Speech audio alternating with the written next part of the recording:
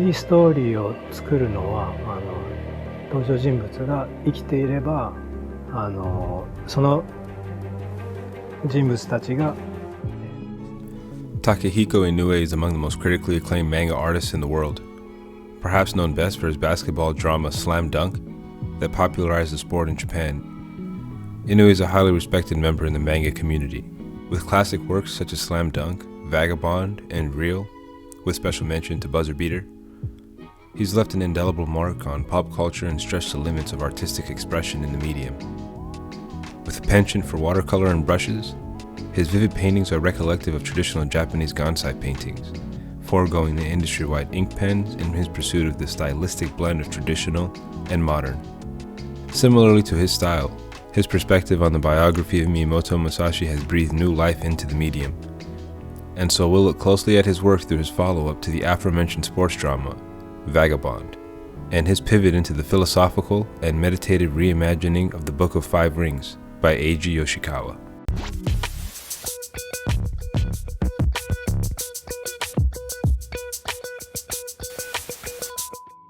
Vagabond is focused on the journey of spiritual maturity by its protagonist Miyamoto Musashi, the praised 17th century sword saint of Japan.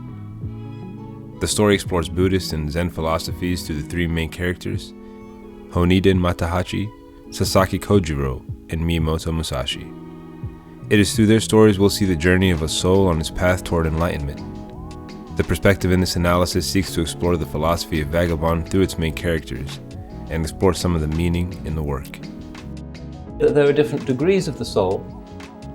The self that commands evil, that is to say, the passional self, that which is unrestrained by any intuitive knowledge of the virtues, and it just craves immediate gratification and pays no attention to the debased consequences of it. The first and lowest level of spiritual maturity is personified by the character Honiden Matahachi.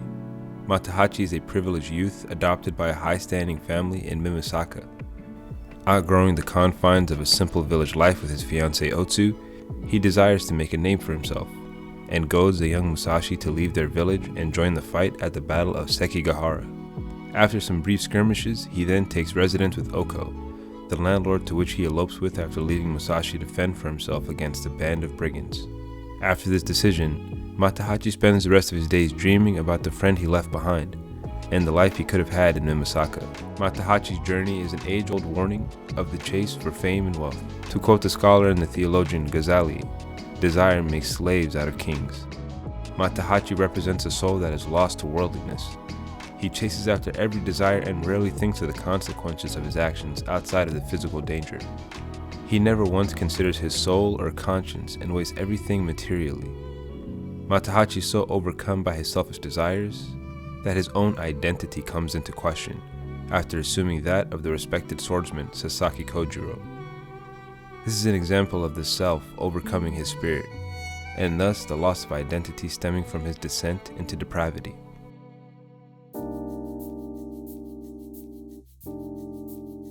Now, Matahachi isn't completely lost as the story progresses.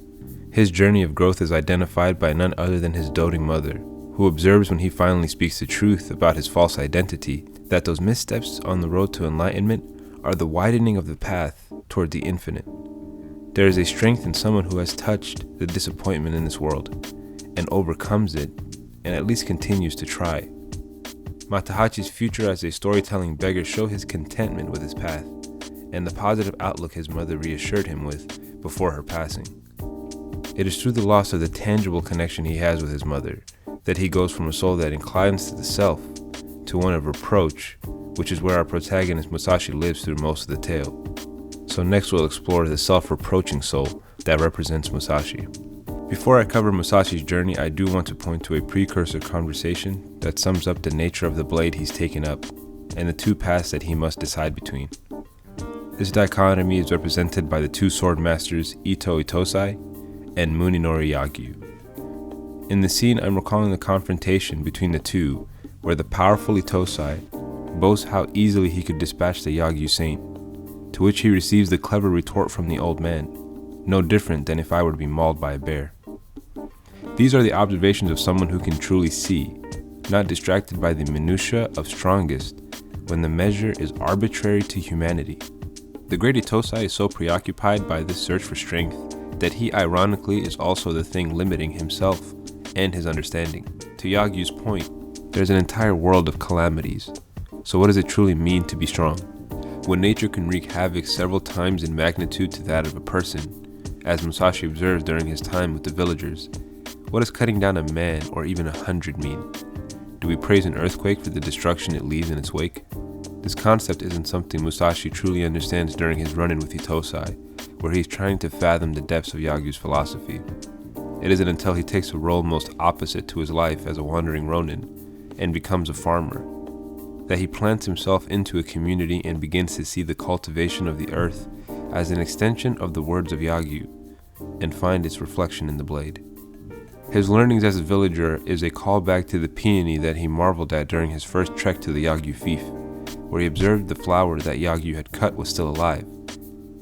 It was a life-giving cut, or rather, a life-preserving cut. Now there are higher aspects of the self as well. The guilt-ridden soul, the soul that blames itself perpetually. And this is where we are still following the desires of this lower self for immediate gratification of animal desires are not just to do with the senses, but also to do with ego, with self-esteem, because the animals have a sense of ego and self-respect, just as human beings do. It's not just about lust and gluttony. But afterwards we feel a little bit degraded by the experience. Now to get back to Musashi's journey, as a wandering ronin, he cuts himself off from all pleasures, women, alcohol, and even friendship. His understanding of the way is to be fully engrossed in it, but truly it's because his obsession with strength that he loses sight of those he considers weak. In the story we observe that when one only lives for himself, the many are sacrificed. In his time as a farmer, he comes to terms with his perception of weakness and strength. The village elder Shushaku opens his eyes up to who he has grown accustomed to ignoring, not seeing that in all is the potential for strength. His time with the farming community shows him the struggle against Mother Nature as a farmer is akin to his struggle against human nature in the blade. Both are mirrored to the larger picture of the fate we fight against in starvation, loss, and hopelessness. It's Shushaku that opens Musashi up to resigning himself to nature's whim, to let blossom what will, and forgive that which we cannot change. Very similar to the quote from Takuan. Each path is borne by heaven perfectly decided, and at once perfectly free, as long as everything is left up to heaven. And the final degree, and this is the degree that is hardly ever reached in our stress-ridden world, but the soul at peace, the soul that has turned around and has seen the light. The fully realized soul lives in perfect contentment, and in this example lies Kojiro, who is made as a foil to the conflicted Musashi. Kojiro indulges in almost childlike wonder by all that he experiences.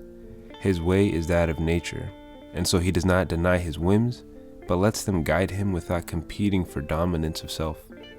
It could be argued that Kojiro is entirely rid of self, guided by the contentment he finds in the blade, almost like a natural force. There is a lack of humanity in the way that he shows up. He partakes in experiences but never loses himself in it, going to where the hands of fate lead him. He is constantly in the flow state Musashi spends effort into recollecting, the one he once experienced as a child.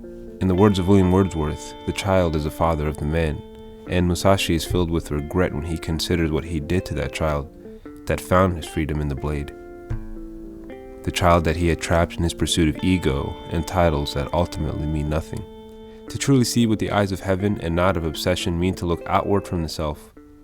If you engross yourself in the me, you will lose the all is a message that is constantly repeated through the work. Musashi's story follows the same one as Siddhartha Gautama, the young man who must empty himself of self before he can truly find inner peace and become the Buddha. Siddhartha also has a friend who traveled the path similar to Matahachi, however, unfortunately is unable to realize this emptiness of self.